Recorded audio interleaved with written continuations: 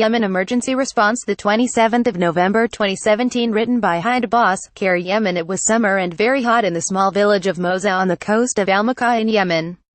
Temperatures were as high as 40 degrees. 33-year-old Nasser Dassen and his wife, 2 children, mother and 2 sisters did not see the sunshine though.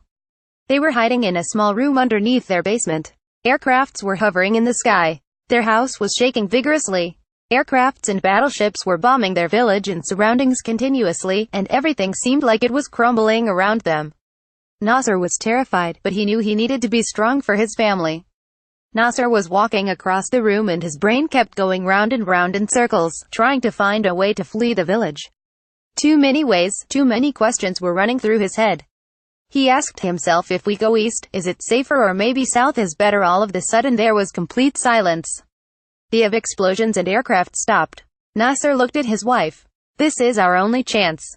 We need to flee the village now," said his wife, Samia. Over 3 million people in Yemen have been displaced from their homes since the beginning of the conflict 3 years ago. About 20.7 million people need urgent assistance, millions do not have enough to eat, no safe drinking water, and no roof over their heads. At 2:30 in the afternoon, Nasser and his family fled from their house. They could not take anything with them and only left with the clothes they were wearing. They walked for 5 hours, then they managed to get into a car. They had to pay 35,000 Yemeni rial, $100. They headed to the city of Makaah, where everyone was heading as it was the closest and the safest place to go. They stayed in one of the many tents in which thousands of other displaced people from the village had already found refuge. The pain and sadness was written in everyone's faces. Each one of them had a different story of how they fled the village. Some lost their family members, some lost their houses.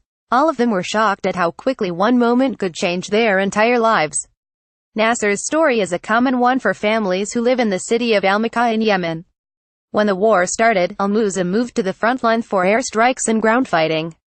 Most of its residents departed and the village is now abandoned. Many lost their savings, houses, family members, and their livelihoods and now have to depend on aid. Nasser Dassen with his family, in spite of such unspeakable pain and loss, people like Nasser continue to hope.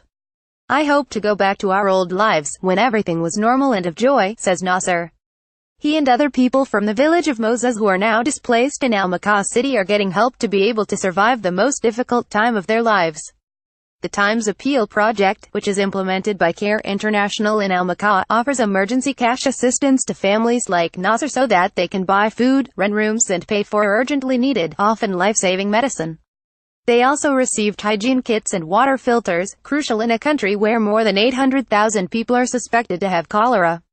"My 6-year-old son Adil had dengue fever and my mother is an old woman who has a cardiac disease. The cash assistance that I received helped me buy the medicine and I was also able to buy food for my family. Sometimes I look at my children and pray to God to give me the strength to be able to provide them a decent life," Nasser says. For more of our work in Yemen, click here. All stories and blogs.